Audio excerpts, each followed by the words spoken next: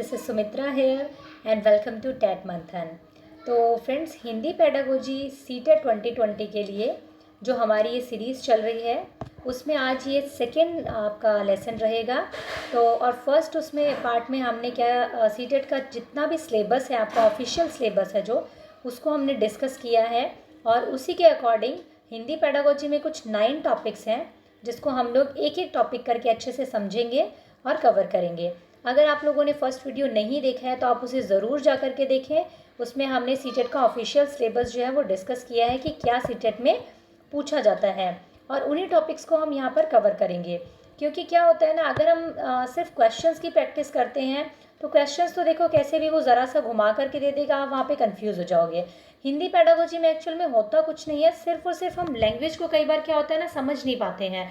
Question की language आपको क्या कह रही है, बस यही नहीं समझ पाते हम लोग कई बार। तो जब हम इसकी थ्योरी पहले डिस्कस करेंगे तो आप कुछ वर्ड्स का जो है मीनिंग समझ पाएंगे। एग्जैक्टली हिंदी में जो वर्ड्स आपको दिए जाते हैं कई बार उसका मीनिंग कई बार हम लोग पेपर में नहीं समझ पाते हैं। तो यहाँ पे आप टर्म्स को समझेंगे, उसके बाद में हम लोग क्वेश्चंस की प्रैक्टिस करेंगे। तो आप लोगों की जो पेपर में क्वेश्चंस को समझने की जो आपकी अंडरस्टैंडिंग है वो बहुत अच्छी हो पाएगी, बहुत बेहतर हो पाएगी। तो यही हमारा कोशिश है कि हम लोग पहले टर्म्स को समझें, उसके बाद में हम लोग क्वेश्चंस को प्रैक्टिस करें ताकि आप बेहतर तरीके से पेपर में क्वेश्चंस को डील कर पाएँ। तो लेट्स स्टार्ट फ्रेंड्स। आज ये हमारा दूसरा सेशन रहने वाला है। तो अगर आपको सेशन पसंद आए तो आप इसे लाइक करें, चैनल को सब्सक्राइब करें और अपने सभी फ्रेंड्स के साथ में इसको ज़रूर शेयर करें क्योंकि ये आप लोगों के लिए बहुत हेल्पफुल रहने वाला है। So let's start today's session. तो जैसा कि हमने सिलेबस में देखा था कि जो आपका सिलेबस का फर्स्ट टॉपिक हम लोग कर चुके हैं और सेकंड टॉपिक आपका जो सिलेबस में है वो है आपका शिक्षण के सिद्धांत, प्रिंसिपल ऑफ लैंग्वेज टीचिंग। देखिए, कोई भी शिक्षण होता है, कोई भी पद्धति होती है तो उसका क्या होता है, एक प्रिंसिपल होता है, एक सिद्धांत होता है। हर चीज़ के सिद्धांत के अकॉर्डिंग ही हमें जो है चलना पड़ता है। सिद्धांत इसलिए होता है ताकि उसको एक सिस्टमेटिक मैनर में हर इंसान जो है वो सीख सके। तो इसी तरीके से भाषा शिक्षण में भी कुछ सिद्धांत होते हैं, उन्हें हम लोग देख लेते हैं क्या सिद्धांत है भाषा शिक्षण में। तो जो पहला सिद्धांत है आपका भाषा शिक्षण का, वो क्या है आपका, वो है आपका अभिप्रेरणा एवं रुचि का सिद्धांत। क्या होता है, principle of motivation and learning. अभिप्रेरणा मीन्स मोटिवेशन एंड लर्निंग मतलब रुचि। इंग्लिश में साथ में लेके चल रही है क्योंकि वर्ड्स जो होते हैं हिंदी में कई बार समझने में थोड़ी सी दिक्कत होती है, तो आपको बेहतर अंडरस्टैंडिंग हो पाएगी आपकी। अभिप्रेरणा और रुचि का सिद्धांत क्या कहते हैं कि इस सिद्धांत के अनुसार बच्चों की भाषा की पाठ्य सामग्री और उनकी शिक्षण प्रणालियों का चुनाव बच्चों की रुचि और आवश्यकताओं के अनुरूप किया जाना चाहिए, क्योंकि बिना रुचि के विद्यार्थी को भाषा नहीं सिखाई जा सकती। साथ ही भाषा सीखने के दौरान उन्हें निरंतर अभिप्रेरित करने की आवश्यकता होती है। तो क्या कहता है अभिप्रेरणा रुचि का सिद्धांत कि बच्चों की जो पाठ्य सामग्री होती है, यानी कि जो बुक्स होती है आपकी, जो भी पढ़ने की आपकी सामग्री होती है, जो मटीरियल होता है, उनकी शिक्षण प्रणालियाँ होती हैं जो, वो बच्चों की क्या रुचि के अकॉर्डिंग होना चाहिए, यानी कि बच्चों का उसमें इंटरेस्ट होना चाहिए और उसकी आवश्यकता के अकॉर्डिंग होना चाहिए। अब इंटरेस्ट कैसे होगा, अब एग्जाम्पल लेके चलते हैं कि अगर हम एक छोटी क्लास के बच्चे को, फर्स्ट या सेकंड क्लास के बच्चे को अगर हम कोई चीज़ सिखाना चाहते हैं तो अगर उसमें बच्चे का इंटरेस्ट नहीं होगा सीखने में तो वो कैसे सीखेगा। मतलब पहले आपका जो भी आपकी पाठ्य सामग्री है वो इस तरीके की होनी चाहिए कि बच्चों के इंटरेस्ट को वो क्या करे, जागृत करे, रुचि को जागृत करे, उसके अकॉर्डिंग हो, उसकी आवश्यकताओं के अकॉर्डिंग हो। अब आप सेकंड क्लास के बच्चे को 10th की बुक तो नहीं पढ़ा सकते ना, क्योंकि उसके अंदर उसका इंटरेस्ट नहीं होगा। आप उसको उसके लेवल की चीज़, उसकी आवश्यकता के अनुरूप पढ़ाएंगे तो उसके अंदर में उसका इंटरेस्ट बनेगा। ठीक है, क्योंकि बिना इंटरेस्ट के तो आपको भाषा क्या कोई भी चीज़ नहीं सिखाई जा सकती अगर आपका उसमें रुचि नहीं होगी तो। ठीक है, और निरंतर क्या होगा, उसे अभिप्रेरित करना, यानी कि उसे मोटिवेट करना होगा आपको। जैसे कि अगर बच्चे ने कुछ अच्छा किया है तो आप उसको अप्रिशिएट कीजिए, उसका प्रेज़ कीजिए, तो उससे क्या होगा, वो मोटिवेट रहेगा। अब जैसे मैं भी वीडियो बनाती हूँ तो मैं आप लोगों को क्या बोलती हूँ कि वीडियो को लाइक करें, तो लाइक से मुझे और कुछ नहीं फ़र्क पड़ता। लाइक से क्या होगा, या तो लाइक होगा, कम होंगे या तो ज़्यादा होंगे, बस इतना रहता है कि अगर आपने लाइक किया है दैट मीन्स आपकी उसमें एक रुचि रही है, आपके लिए वो थोड़ा सा यूज़फुल रहा है और मुझे उससे क्या होता है, मोटिवेशन मिलता है कि चलो मेरा जो एक कंटेंट है वो इतने लोगों के लिए यूज़फुल रहा है, उन्हें पसंद आया है, बस इतनी सी होता है। तो सेम चीज़ होता है सबके साथ में, अभिप्रेरणा की ज़रूरत जो होती है वो सबको रहती है। अब होता है अनुकरण का सिद्धांत, थ्योरी ऑफ इमिटेशन। अनुकरण क्या था? इमिटेशन। इमिटेशन मतलब अगर हम कहें तो एक तरह से नकल करना, ठीक है। नकल ये वो वाली नहीं है, पेपर वाली नकल नहीं है। मतलब कि बच्चा जो कि सीखता है कुछ भी, वो हमारे अनुकरण से सीखता है। बालक अनुकरण के द्वारा भाषा सीखते हैं। बच्चे अपने परिवार व शिक्षक की भाषा का अनुकरण करते हैं। बालक शिक्षक के बोलने लिखने आदि का अनुकरण करके वैसा ही सीखते हैं। अतः शिक्षक को अपने बोलने और लेखन की शुद्धता का ध्यान रखना चाहिए। मतलब जो एक बच्चा होता है वो देखिए ज़्यादा से ज़्यादा टाइम अपना कहाँ बिताता है? तो अपनी फैमिली के साथ में। और आजकल तो क्या होता है, बच्चे अपनी फैमिली से ज़्यादा टाइम क्या होता है, अपना आधे से ज़्यादा टाइम उनका स्कूल में निकल जाता है। तो जो एक टीचर बोलता है, जो एक टीचर लिखता है, अगर आप एज अ टीचर एक गलत भी कुछ बच्चे को सिखाते हो, गलत प्रोनाउंसिएशन करते हो, तो बच्चा भी उसी प्रोनाउंसिएशन को सीख जाता है। और अगर आप गलत लिखते हो किसी चीज़ को, तो बच्चा भी उसको गलत लिखना सीख जाता है। तो इसलिए कहा जाता है कि अनुकरण का सिद्धांत ये कि बच्चा आपका अनुकरण करता है तो आपकी जो लेखन की शुद्धता है या बोलने की जो शुद्धता है, वो शिक्षक की जो है वो सही होनी चाहिए, शुद्ध होनी चाहिए। वरना आपके अनुकरण के साथ साथ बच्चों की भी वो चीज़ जो है वो अशुद्ध होती चली जाएगी, ठीक है। क्रियाशीलता का सिद्धांत क्या कहते हैं? Theory of creativity. अब क्रिएटिविटी तो हमारी शिक्षा का जो है एक अहम अंग है। अगर शिक्षा में हम क्रिएटिविटी नहीं लाएंगे तो वो बिल्कुल ही नीरस बन जाएगी, ठीक है। क्रियाशीलता बच्चों में सीखने के क्रम में रुचि और उत्साह को बनाए रखती है। अधिकतर शिक्षा शास्त्रियों ने इस सिद्धांत को अपनाए जाने की सिफारिश की है। क्रियाशीलता के लिए छात्रों से प्रश्न पूछना, स्कूल के साहित्यिक कार्यक्रमों में भाग लेने के लिए कहना आदि कार्य हम कर सकते हैं। क्रियाशीलता यानी कि ये नहीं है कि सिर्फ आप ही पढ़ाते चले जा रहे हो और आपको पता नहीं है बच्चा उसको सीख भी रहा है या नहीं सीख रहा है। मतलब एक क्रिएटिविटी होनी चाहिए बच्चे के अंदर भी, कि आप क्या मतलब जितने भी आपके शिक्षा शास्त्री हैं वो इस सिद्धांत पर जोर देते हैं, सिफारिश करते हैं कि बच्चा ज़्यादा से ज़्यादा क्रिएटिव हो। आपकी सिखाने की जो भी चीज़ होती है, चाहे आप भाषा सिखा रहे हैं, चाहे आप कोई और सब्जेक्ट सिखा रहे हैं, तो बच्चे की क्रिएटिविटी वहाँ पर सबसे ज़्यादा मैटर करती है। उसको आप क्या, जैसे कि अगर आप क्लास में कुछ भी करवा रहे हैं तो आप क्वेश्चंस पूछते रहिए कि आपको ये चीज़ आपके साथ भी होती है क्या, आप उसको इन्वॉल्व कीजिए उसके साथ में। तो क्या होगा, बच्चे के अंदर एक क्रिएटिविटी जागेगी, वो सोचेगा उस तरीके से। तो ये होता है हमारा क्रिएटिविटी का सिद्धांत। अब आता है अभ्यास का सिद्धांत। अभ्यास का सिद्धांत में क्या है आपका? Principle of exercise. इस सिद्धांत के अनुसार बच्चे जिस कार्य को बार बार करते हैं उसे वे जल्दी सीख जाते हैं। इसलिए शिक्षक के लिए आवश्यक है कि वो विद्यार्थियों को अभ्यास हेतु अनुलेख, श्रुतलेख, कविता, पाठ इत्यादि कोई न कोई कार्य अवश्य दे। अभ्यास का मतलब क्या है? एक्सरसाइज। अब एक बात बताइए, अगर आप बच्चे को करवाते जा रहे हैं कुछ भी, अगर आप क्लास में करवा रहे हैं और अगर आप उसको प्रैक्टिस के लिए ना दें अगर, तो क्या वो उसको अच्छे से कर पाएगा?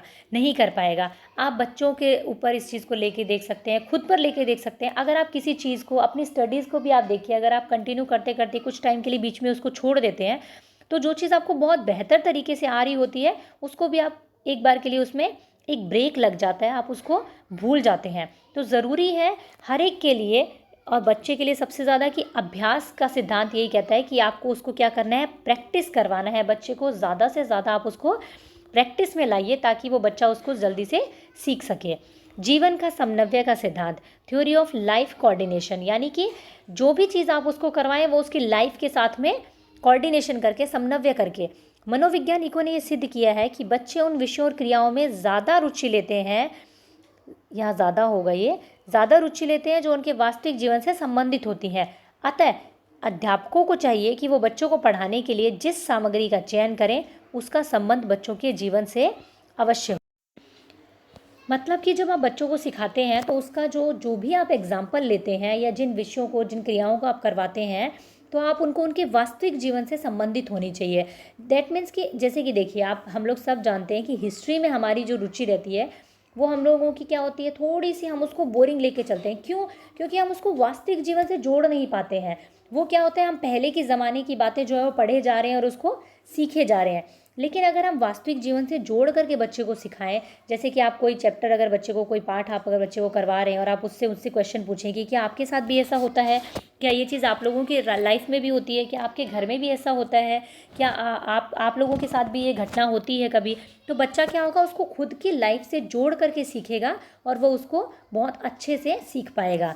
मातृभाषा शिक्षण का सिद्धांत, थ्योरी ऑफ मदर टंग। भाषा शिक्षण के मनोवैज्ञानिकों ने सिद्ध किया है कि विद्यार्थी को शिक्षित करते समय उसकी मातृभाषा का उपयोग करने से वो जल्दी सीखता है, क्योंकि विद्यार्थी शब्दों के साथ वस्तुओं का संबंध स्थापित कर पाता है, जिसके उसके विचार स्थायी रूप से बनते हैं। अब देखिए, अगर आप बच्चे को सिखाते हैं, एक छोटे बच्चे का एग्जांपल हम लेकर के चलते हैं, जिस टाइम पे उसको क्या होता है, जब वो अपने अपने अपनी फैमिली से निकलता है और अपने स्कूल में जाता है जब वो, तो उसको क्या आती है, सिर्फ अपनी मातृभाषा आ रही होती है, बिल्कुल खाली नहीं होता है। जब वो स्कूल जाता है उसको लैंग्वेज आती है एक ऑलरेडी।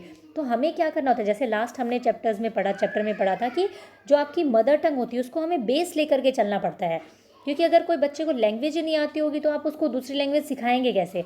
तो मदर टंग को क्या है, आपको एक बेस लेकर के चलना पड़ता है और उसी से आप उसको दूसरी भाषा जो है वो सिखा सकते हैं। तो इसीलिए मातृभाषा जो होती है, अगर हम उसका उपयोग करते हैं तो बच्चा दूसरी भाषा को जो है ज़्यादा जल्दी सीख जाता है। और दूसरा, अगर उसकी मातृभाषा में जिन मतलब चीज़ों का उसने नाम सुना है, अगर वही आप यूज़ करते हैं तो क्या करेगा, उसको संबंध को अपनी वस्तुओं के साथ में उसको जोड़ करके देखेगा कि हाँ, ये वर्ड तो मैंने घर में सुना है, ये वर्ड तो मैंने घर पे मम्मी पापा को बोलते हुए सुना है, ये वर्ड एग्जैक्टली ऐसा है और इसको इंग्लिश में ये चीज़ कहा जाता है। तो वो उस तरीके से एक और लैंग्वेज को क्या करेगा, सीख लेगा। तो ये हमारा होता है मातृभाषा का सिद्धांत। नेक्स्ट आता है आपका व्यक्तिगत विभिन्नता का सिद्धांत।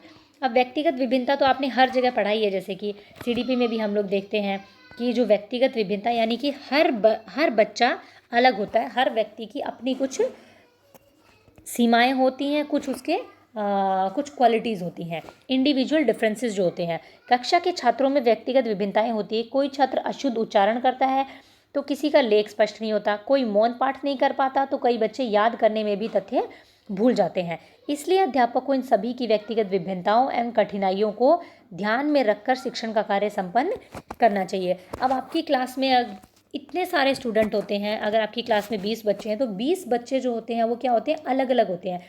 कोई आपका पढ़ने में अच्छा होगा, कोई आपका मौखिक चीज़ों को याद करने में अच्छा होगा, किसी को थोड़ा सा क्या होगा कि किसी की राइटिंग अच्छी नहीं होगी। तो आपको ये नहीं है कि सिर्फ एक ही चीज़ पे ध्यान देना है, सब बच्चों की आपको राइटिंग ही अच्छी करवानी है, सब बच्चे पढ़ने में ही अच्छे होने चाहिए। आपको उन सब की इंडिविजुअल जो डिफरेंसेस हैं, उनकी जो इंडिविजुअल उनकी अलग अलग क्वालिटीज़ हैं, उन सबको साथ में लेकर के आपको चलना होगा एज अ टीचर। तो ये आपका हो गया व्यक्तिगत विभिन्नता का सिद्धांत। फिर आता है आपका बाल केंद्रिता का सिद्धांत, प्रिंसिपल ऑफ चाइल्ड सेंटर्ड। भाषा शिक्षण के समय शिक्षक को किस बात पर ध्यान देना चाहिए कि शिक्षण का केंद्र बालक है। ठीक है, इस बात पर ध्यान देना चाहिए किस पर, कि शिक्षक का जो केंद्र होता है शिक्षण का वो कौन है, आपका बच्चा होता है। भाषा शिक्षण में बालक के स्वभाव, क्षमता, रुचि आदि का ध्यान देना चाहिए। आप देखो, पहले क्या था हमारा कि जो शिक्षण का जो केंद्र होता था, जो हमारा सेंटर्ड होता था, एजुकेशन जो थी वो क्या थी, टीचर सेंटर्ड थी। क्योंकि उसमें क्या था, टीचर मतलब ये मान्यता थी कि बच्चा जो है वो आपकी कोरी सलेट है और जो टीचर उसको कह देगा वही उसके लिए सब कुछ है। टीचर ने जो कह दिया वही बच्चे को एज इट इज़ जो है धारण कर लेना है। लेकिन आज हमारी शिक्षा प्रणाली में कुछ चेंजेस आए हैं और उससे एनसीएफ जो है हमारा वो क्या कहता है कि जो शिक्षा होती है वो आपकी क्या होनी चाहिए, चाइल्ड सेंटर्ड होनी चाहिए। यानी शिक्षण में, भाषा शिक्षण में या किसी भी शिक्षण प्रणाली में आपका जो है बालक के स्वभाव, क्षमता, रुचि आदि का पूरा ध्यान रखा जाना चाहिए।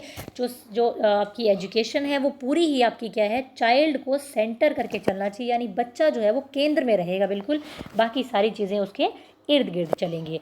तो ये होता है बाल केंद्रिता का सिद्धांत। थोड़ा सा मैं आप लोगों को समझा के चल रही हूँ तो हो सकता है वीडियो थोड़ा सा लंबा हो, बट एक एक टर्म आपको क्लियर होगा और आप पेपर में समझ पाएंगे एक एक टर्म का मतलब। ठीक है, क्रम का सिद्धांत, थ्योरी ऑफ सीरीज। शिक्षण का मुख्य उद्देश्य बच्चों की भाषा के सभी कौशलों को मजबूत करना है। ठीक है, शिक्षण का मुख्य उद्देश्य क्या है, सभी कौशल कौन से होते हैं हमारे, 4 होते हैं, LSRW, लिसनिंग, लिसनिंग हो गया आपका, लिसनिंग, स्पीकिंग, रीडिंग और राइटिंग। ठीक है, श्रवण कौशल, वाचन, पठन कौशल, लेखन कौशल। ठीक है, भाषा के 4 कौशल होते हैं आपके ये वाले। इन सभी का समुचित ज्ञान बच्चों को होना आवश्यक है। यदि बालक किसी एक कौशल में निपुण और अन्य में असमर्थ होगा तो इसे शिक्षण की असफलता माना जाएगा। यानी कि एक जो शिक्षक होता है उसको ध्यान देना चाहिए कि बच्चा जो है इन चारों कौशलों को एक क्रम से सीखे। श्रवण कौशल यानी सबसे पहले बच्चा क्या होता है, सुन करके सीखता है। ठीक है, फिर उसके बाद में वो बोलना सीखता है, फिर उसके बाद में वो लिखना सीखता है। तो इन चारों कौशलों को हमें क्या है, क्रम से एक शिक्षक को पढ़ाया जाना चाहिए, समझाया जाना चाहिए। अगर वो एक भी कौशल में निपुण मतलब थोड़ा सा भी अगर पीछे रहता है तो वो बाकी कौशलों में क्या है, वो पिछड़ जाएगा। ठीक है, नेक्स्ट हम देख लेते हैं अनुबंधन का सिद्धांत। अब अनुबंधन का सिद्धांत क्या होता है आपका, theory of connection. Theory of connection. भाषा विकास में अनुबंधन का बहुत योगदान है, क्योंकि जब बच्चे छोटे होते हैं तो वे शब्द सीखते हैं, और वे शब्द सीखते हैं तो सीखना अमूर्त नहीं होता है, बल्कि उन्हें किसी मूर्त वस्तु से शब्दों की जानकारी दी जाती है। अनुबंधन का सिद्धांत क्या होता है? जब हम बच्चों को सिखाते हैं तो उसके अंदर क्या होना चाहिए? कनेक्शन होना चाहिए। यानी कि एक जब बच्चे को कोई चीज़ सिखाई जाती है, जैसे कि अगर आप सिखाया जाए बच्चे को, जब हम स्टार्टिंग में सिखाते हैं कि ये अ से अनार होता है, तो अ के सामने आपको एक पिक्चराइजेशन करना होता है, अनार उसके सामने बनाया होता है, क्योंकि बच्चा छोटा होता है, वो अमूर्त चीज़ों को नहीं देख सकता, यानी जो उसको दिखाई नहीं देती है वो उन चीज़ों को इमेजिन नहीं कर सकता है, क्योंकि वो फिलहाल छोटा है। तो अगर आपको क्या करना है, उसको मूर्त वस्तु के साथ में शब्दों को उसको जोड़ करके उसको सिखाना पड़ता है हमें, तो उसको कहते हैं हम अनुबंधन का सिद्धांत। और इसी तरीके से जैसे बच्चा बड़ा होता चला जाता है तो आप उसको कनेक्शन किसके साथ में? लाइफ के साथ में उसको कनेक्ट करके आप उसको सिखा सकते हैं। उसके बाद आता है आवर्ती का सिद्धांत, थ्योरी ऑफ रिपीटेशन। मनोवैज्ञानिक प्रयोगों से ये सिद्ध हो चुका है कि बच्चे को भाषा सिखाने में आवृत्ति का बहुत महत्व है। सीखी हुई बात को जितना अधिक बार दोहराया जाएगा वो उतने ही अधिक देर तक याद रहेगी। इसलिए भाषा शिक्षण में पुनरावृत्ति पर भी विशेष ध्यान देने की आवश्यकता होती है। अब यहाँ पे समझने की ज़रूरत है कि रिपीटेशन जो है ना, रिपीटेशन का मतलब यहाँ पे रटंत प्रवृत्ति से बिल्कुल नहीं है, रट्टाफिकेशन से बिल्कुल नहीं है। रिपीटेशन का मतलब क्या है कि ये नहीं है कि आपने कोई चीज़ उसको सिखा दी है और वो उसको उम्र भर के लिए याद हो जाएगी। नहीं, अगर बच्चे को कोई चीज़ हमने सिखाई है तो हमें उसको क्या करना पड़ेगा? निरंतर हमें उसका क्या है?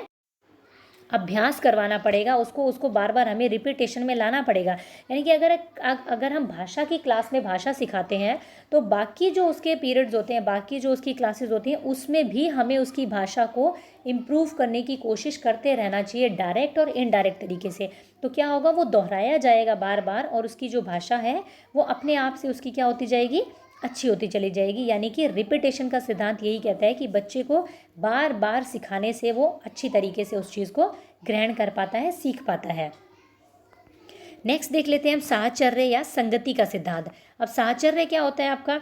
उसको कहते हैं हम एसोसिएशन, एसोसिएट करके चलना। संगति कहते हैं, संगति यानी कि संगत में, ठीक है। Theory of association. बच्चे सर्वप्रथम भाषा अपने परिवार और समाज अर्थात अपनी संगति से सीखते हैं। जैसा कि हमने लास्ट वीडियो में देखा था कि सबसे पहले क्या करते हैं, जब एक्वायर करते हैं बच्चे भाषा को, तो अपने फैमिली से, अपने समाज से, जिस भी संगति में वो रहते हैं उससे भाषा सीखते हैं।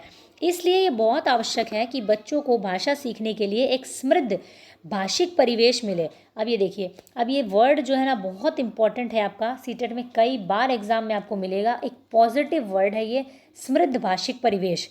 और हम इसको क्या कहते हैं, इसकी लैंग्वेज को हम कई बार नहीं समझ पाते हैं। ये क्या है आपका? जब भी भाषा के बारे में बात की जाए, किसी भी चीज़ को सीखने के बारे में बात की जाए, तो बच्चे को क्या है, एक समृद्ध भाषिक परिवेश मिलना बहुत ज़्यादा ज़रूरी होता है, जिससे अपने हर तरफ भाषा का प्रयोग होते देखकर बच्चा सहज रूप से भाषा को सीखने लगेगा। अब समृद्ध भाषिक परिवेश क्या होता है? देखिए, जब बच्चा परिवार में भाषा सीखता है तो ज़रूरत है उसको कि उसके आसपास के लोग जो है वो एक अच्छी भाषा का उच्चारण करें। अगर आप अच्छा बोलेंगे बच्चों के सामने तो वो अच्छा सीखेंगे। अगर आप गलत प्रोनाउंसिएशन करेंगे या गलत तरीके के शब्दों का इस्तेमाल करेंगे तो बच्चा अपने आप गलत सीखेगा। तो ये हमारे हाथ में है कि हम बच्चे को एक अच्छा भाषा परिवेश दें, एक समृद्ध भाषा परिवेश दें, ताकि वो इस तरीके से भाषा का अर्जन कर सके। अब आपने देखा होगा जैसे कि अगर हम एक फॉरेन कंट्री में रहते हैं तो बच्चे को इंग्लिश सीखने के लिए वो भाषा परिवेश मिलता है, वहाँ पर एक समृद्ध भाषा परिवेश मिलता है उसको इंग्लिश के लिए, कि वो अपने आप इंग्लिश को एक्वायर कर लेता है। वहीं हिंदी भाषा परिवेश, जहाँ पर आप हिंदी भाषी अगर कहीं पर हैं तो उसको हिंदी के लिए एक समृद्ध भाषा परिवेश मिलता है, तो वो हिंदी को ईजिली एक्वायर कर पाता है। तो एक बहुत ही इंपॉर्टेंट है ये साहचर्य और संगति का सिद्धांत। उसके बाद आता है आपका शिक्षण सूत्रों का सिद्धांत। भाषा की शिक्षा देने के लिए शिक्षक कई सूत्र अपनाता है, जैसे सरल से जटिल की ओर, विशेष से सामान्य की ओर, ज्ञात से अज्ञात की ओर, अंश से पूर्व की ओर। छात्रों की विविधता और आवश्यकताओं को देखते हुए सही सूत्र का चयन किया जाना बहुत महत्वपूर्ण है। अब ये शिक्षण के कुछ सूत्र होते हैं, देखिए क्या होते हैं कि बच्चे को हमेशा सरल से जटिल की ओर लेकर के जाना चाहिए। अब एक बात बताइए, अगर आप एक छोटे बच्चे को ए अनार सिखाने की बजाय अगर हम उसको सीधा अक्षर बनाना सिखाने लग जाएंगे तो क्या वो सीख सकेगा? नहीं सीख सकेगा। हमें पहले उसे सरल चीज़ें सिखानी पड़ती हैं। अब आप एक छोटे बच्चे को लेके बिल्कुल ही अगर स्टार्टिंग से हम लेके चलें तो हम बच्चे को क्या देते हैं, इस तरीके से डॉट्स देते हैं कि आप इनको डॉट्स दे दिया और आप क्या करें, इनको ए बनाइए। इस तरीके से हम उसको डॉट देते हैं, वो इसको ट्रेस करके ऐसे ए बनाता है। फिर हम धीरे धीरे क्या करते हैं, उन डॉट्स का गैप बढ़ा देते हैं कि अब ये डॉट दिया है, अब ऐसे ए बनाए। फिर हम उसको 1 डॉट देते हैं कि इस 1 डॉट से ए बनाओ। तो हम क्या कर रहे हैं, सरल से उसको कठिन की ओर लेकर के जा रहे हैं। ठीक है, ज्ञात से अज्ञात की ओर। जो चीज़ें बच्चा कुछ पहले से जानता है, जिनसे वो रिलेट करता है, पहले हमें उसके बारे में उसे बताना चाहिए और फिर हमें उसे अज्ञात चीज़ों की ओर लेके जाना चाहिए। पहले ही अगर हम बिल्कुल अज्ञात चीज़ों के बारे में उसको बताएंगे जो उसने ना कभी देखी हो ना सुनी हो, तो बच्चा नहीं सीख पाएगा जल्दी से।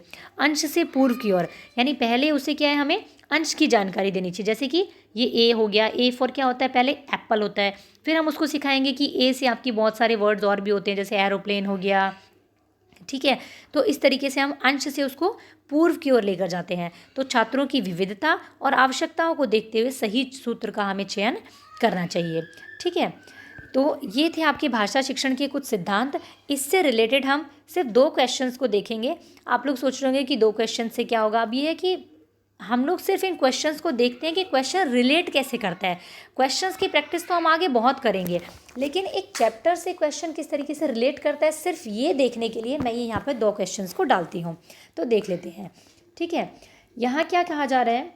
फर्स्ट क्वेश्चन आपका ये है कि भाषा शिक्षण के संदर्भ में कौन सा कथन जो है सही नहीं है। अब ये जो नहीं वाला क्वेश्चन होता है ना, ये बहुत ही खतरनाक टाइप का क्वेश्चन होता है, क्योंकि हम एक फ्लो में क्या होता है, एग्जामिनेशन वहाँ पे हम वैसे भी काफ़ी सारी चीज़ें होती है वहाँ पे स्ट्रेस में, कि कम टाइम होता है, कई बार टाइम मैनेज होता है, गोले भी भरने होते हैं, तो वैसे भी मतलब थोड़ा प्रेशर रहता है। और ये नहीं वाला जो होता है ना क्वेश्चन, ये बहुत मतलब खतरनाक होता है। इसको हम समझ नहीं पाते। हम क्या करते हैं, इसको फ्लो में पढ़ लेते हैं, कौन सा कथन सही है, और हम टिक मार्क कर देते हैं। तो नहीं वाला जो क्वेश्चन होता है उसको आप बहुत ध्यान से पढ़ें और बहुत ध्यान से उसका जो है आंसर निकालें। तो क्या भाषा शिक्षण के संदर्भ में कौन सा कथन सही नहीं है, तो देख लेते हैं। भाषा अर्जन और भाषा अधिगम में अंतर होता है, पहला कथन ये है। ठीक है, भाषा शिक्षण में केवल भाषाई शुद्धता पर ही बल दिया जाना चाहिए, बल रहता है। ठीक है, भाषा शिक्षण में अन्य विषयों का अध्ययन अध्यापन सहायक होता है। ठीक है, समृद्ध भाषा परिवेश भाषा अर्जित करने में सहायक होता है। तो ये सारी चीज़ें आप देख सकते हैं। भाषा अर्जन और भाषा अधिगम में अंतर होता है, बिल्कुल होता है। ठीक है, भाषा शिक्षण में अन्य विषयों का अध्ययन अध्यापन सहायक होता है, बिल्कुल होता है। जब आप भाषा सीखेंगे तो और चीज़ें भी तो उसी के थ्रू सीखेंगे आप लोग। फिर उसके बाद में होता है समृद्ध भाषा परिवेश भाषा अर्जित करने में सहायक होता है, बिल्कुल ठीक है। हमने अभी भी पढ़ा है कि एक अच्छा भाषा परिवेश मिलेगा तो वो भाषा को अर्जन करने में सहायक होगा। लेकिन जहाँ पर ये वर्ड आ जाए आपका, पर ही अधिक बल दिया जाता है, केवल वर्ड आ जाए आपका, ये तो आपके वैसे भी नेगेटिव वर्ड्स हैं, मतलब जो एक पक्ष की ओर आपका ध्यान देता हो वो आपका आंसर कभी नहीं होगा। क्योंकि वैसे देखिए, भाषा शिक्षण में केवल भाषाई शुद्धता पर अधिक बल दिया जाना चाहिए, ये तो गलत होगा। सिर्फ हम भाषा की शुद्धता पर ही बल दें और बाकी सारी चीज़ों को भूल जाएं, उसके सारे सिद्धांतों को भूल जाएं, ये तो गलत होगा। तो ये हमारा जो है सेकंड इसका आंसर होगा, क्योंकि बोला गया है कि जो सही नहीं है वो हमें निकालना है। तो क्वेश्चन इसका आंसर होगा आपका सेकंड। नेक्स्ट देखते हैं, भाषा पर अधिकार। भाषा पर अधिकार प्राप्त करने के लिए सबसे महत्वपूर्ण जो है वो क्या चीज़ है, शब्दों के अर्थ जानना। ठीक है, फर्स्ट ये हो गया आपका उस भाषा की वाक्य संरचना, उस भाषा का अधिकाधिक प्रयोग करना, या उस भाषा का व्याकरण जानना। अब आप खुद सोचिए कि एक लैंग्वेज को अगर हमें समझना है तो क्या वर्ड मीनिंग जानने से लैंग्वेज आ जाएगी, हमें नहीं आएगी। उस भाषा का वाक्य संरचना, क्या सिर्फ सेंटेंस फॉर्मेशन करने से लैंग्वेज पे अधिकार प्राप्त कर लेंगे आप, नहीं होगा। फिर उस भाषा का व्याकरण जानना, क्या सिर्फ और सिर्फ ग्रामर जानने से आपको भाषा पर आपकी पकड़ बन सकती है, फिर तो आप इंग्लिश ग्रामर के सारे रूल रट लीजिए और फिर उसके बाद में हम आराम से फ्लुएंट इंग्लिश बोल सकते हैं फिर तो ये तीनों पॉइंट्स कहीं ना कहीं जो है अपने आप में अधूरे हैं। ये क्या कहता है, उस भाषा का अधिकाधिक प्रयोग करना, चाहे हिंदी भाषा है, चाहे इंग्लिश है, चाहे मराठी है, कोई भी लैंग्वेज है, अगर आप उसको अपने व्यवहारिक जीवन में ज़्यादा से ज़्यादा यूज़ करते हैं तो वो आपको उस भाषा पर आपका अधिकार अपने आप हो जाता है, यानी कि आप उसके अंदर महारत हासिल कर सकते हैं ज़्यादा से ज़्यादा प्रैक्टिस करने से, यूज़ में लाने से। तो ये आपका इसका क्वेश्चन 2 का आंसर आपका 3 रहेगा। तो ये आज का रहा सेशन आपका, जिसमें कि हमने भाषा के जो शिक्षण के सिद्धांत हैं उसको हमने डिस्कस। तो फ्रेंड्स, मेरी ये कोशिश रहती है कि आपको एक एक टर्म जो है वो अच्छे से क्लियर हो सके। तो अगर आपको वीडियो पसंद आया हो तो आप इसको ज़रूर लाइक शेयर सब्सक्राइब करें और सीखते रहें आप लोग। Keep learning, keep supporting. Thank you.